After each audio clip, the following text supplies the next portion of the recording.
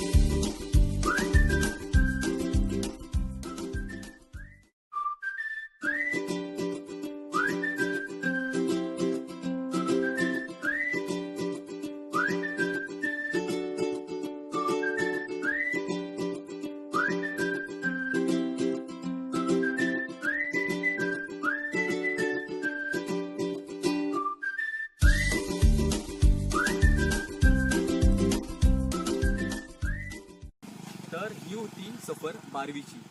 खूप सुंदर आहे हा परिसर आणि कल्याण मुंबई पासून जवळच्या अंतरावरती आहे. तर जर तुम्हाला जवळच्या ठिकाणी कुठेतरी जायचं असेल तर हा स्पॉट खूप चांगला आहे.